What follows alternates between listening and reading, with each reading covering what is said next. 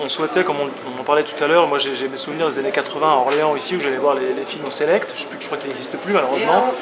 Et voilà, et c'est ce cinéma-là qui m'a nourri, et voilà, j'allais voir Gérard, j'allais voir 37 de le matin aussi, et avec François, quand on a réfléchi à notre casting, on a essayé de regrouper trois archétypes de la séduction masculine. Donc alors Gérard, forcément, Jean-Hugues, qui est comme Gérard, est une icône des années 80, un petit peu, en tout cas pour nous, et Vladimir, dont Gérard parlait, qui a quand même pour particularité d'être le seul monégasque à payer les impôts. C'est ce qu'il ne cesse de répéter. Oui, il est monégasque et c'est la vérité, il a une maison dans la banlieue parisienne et il a pourtant un appartement à Monaco, il pourrait tout à fait ne pas payer d'impôts. Il dit mais moi je m'en fous, moi je paye des impôts, c'est pas grave. C'est la bonne culture de gauche. Non mais c'est vrai. Oui. C'est un type qui n'a pas renié ses idéaux et qui... voilà, Il est bien trop tard. Ouais. Oui, bah, ouais. C'est vrai. Justement, qu'est-ce que ça vous fait de revenir sur Orléans en fait comme ça, mais avec un axe différent du coup? Déjà on vient du théâtre, donc le public c'est le pied, donc de faire cette tournée là, on fait une longue tournée de 40 dates et aller à la rencontre du public en vrai. Déjà de sortir de Paris, de passer le périph', ça fait du bien parce que, comme le dit Gérard, c'est un peu sclérosé quoi. Donc puis on vous tape souvent sur l'épaule et pas forcément pour les bonnes raisons, donc vraiment c'est un peu pénible. C'est agréable de retrouver ses racines. On fait un film populaire, donc c'est bien d'aller voir les gens en face, quoi, en direct. Après, de revenir ici, voilà, c'est particulièrement touchant parce que j'y ai passé 20 ans. Et c'est toujours agréable de revenir sur cette terre, c'est tout, mais on verra ce soir. Je vous demande d'accueillir, mais comme il se doit. Allez, on cite son nom. Gérard Lanvin.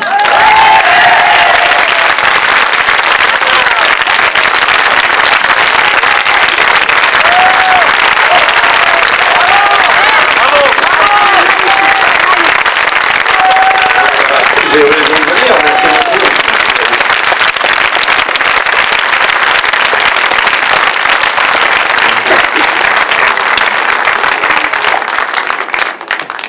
C'est facile de prendre des décisions parce que l'écriture, elle se ressent tout de suite. Il y a un intérêt à la lecture. S'il y a intérêt à la lecture, il n'y a pas de problème, c'est quand on s'ennuie que ça devient un souci. Parce que c'est vrai que c'est quand même du boulot d'écrire. Il faut aller dire non à quelqu'un qui s'est investi, qui a passé beaucoup de temps, qui vient avec une gentille proposition. Et lui dire non, vous savez, le non, c'est beaucoup plus dur à dire que oui. C'est difficile de dire non. Hein. On a peur de blesser, de vexer. En même temps, il ne faut pas rentrer dans les détails du non, parce qu'à ce moment-là, on commence à lui dire, voilà, là, ça va pas, là, on va lui mettre un doute énorme. Par contre, quand c'est oui, ça n'empêche pas que moi, je demande beaucoup de séances de travail derrière, parce qu'il y a toujours de la réécriture à faire. À partir du moment où vous envisagez de faire un rôle, il faut donner votre avis aussi sur la manière dont vous allez le faire. Ils ont été disponibles, assez humbles pour remettre un peu le couvert à l'écriture. On a travaillé longtemps ensemble là-dessus, pendant 1 ou 2 mois, et voilà, après on est parti s'amuser. Eux non, mais moi oui. Nous aussi. On vous entend souvent avec des répliques assez saisissantes, assez cultes, des choses qui restent dans la tête, qui font même sourire dans un sujet super sérieux. C'est quoi, dans tous vos films, c'est que c'est scripté ou c'est une petite improvisation à chaque fois? Il y a toujours la vanne qui reconnaît, c'est votre touche, c'est votre... Ouais, vous l'avez donné. Eh oui, c'est ma touche. Vous l'avez rajouté au scénario. Voilà, c'est ça, moi je propose, ils disposent. Il y en a qui ne comprennent pas du tout, et il y en a qui comprennent bien que ça sert au film, ça sert évidemment, vous savez, les mots qu'on retient, c'est comme dans, je sais pas, La vérité si je mens, ou peu importe, c'est la porte ouverte à toutes les fenêtres, on est toujours avec ça, pas dans la tête.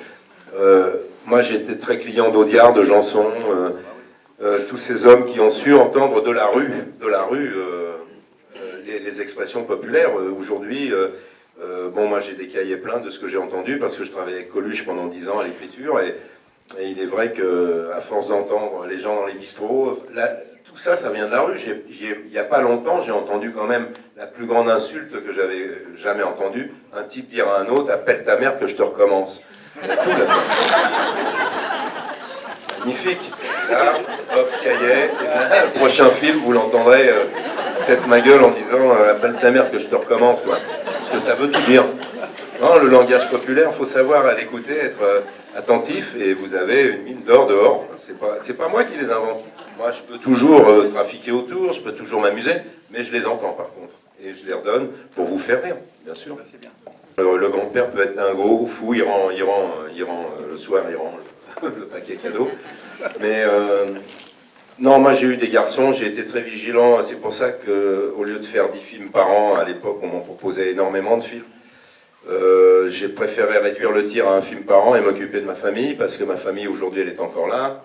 Le cinéma un jour il m'abandonnera, mais si vous voulez, ma famille jamais, parce que j'ai construit autour de moi un clan, grâce à la femme que j'ai, puisque les femmes nous construisent aussi. Elle m'a exigé aussi cette façon d'être, sûrement pour toujours lui plaire et continuer à la séduire comme je peux, parce qu'un acteur de cinéma n'est pas souvent chez lui. Mais si vous voulez, les enfants que j'ai, 2 garçons, un de 39 ans et un de 25, sont mes amis, mes potes, ils sont parfaits pour moi. Mais si vous voulez, je n'ai pas de filles, parce que je préfère dire rangez vos poules, je sors mes coques, que l'inverse.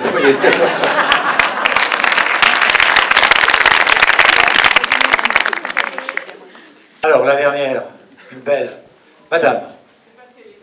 Je voulais juste savoir comment est-ce qu'on travaille un rôle comme ça. Est-ce que c'est avec beaucoup de choix ou est-ce que c'est l'expérience, ce qu'on a appris au théâtre, dans les écoles de théâtre, au cinéma, comment est-ce qu'on construit un personnage? Ouais, ça, ils vont vous l'expliquer, parce que moi, c'est difficile de parler de moi et de mon travail, mais eux, ils l'ont perçu, donc ils peuvent peut-être vous l'expliquer, je ne sais pas. Ça dépend des acteurs. Gérard, c'est un acteur. C'est pas un comédien, c'est un acteur. C'est-à-dire que il a pas eu besoin de passer par des cours de théâtre. Il est dans la lignée des Ventura, des Gabin, de ces gens-là qui arrivent à l'image. Il n'y a rien à faire, c'est magique, ça prend après. Mais ça n'empêche que Gérard, sur un rôle, on a travaillé pendant 3-4 mois avant le tournage sur le personnage pour que le jour du premier moteur, du premier jour de tournage, puisse mettre ses pieds dans les pompes de Walter, qu'il avance librement comme ça, sans avoir à se poser 1 milliard de questions. Et ça donne cette liberté de jeu et parfois aussi de chercher de nouvelles choses sur le plateau. Et c'est arrivé, des propositions comme ça.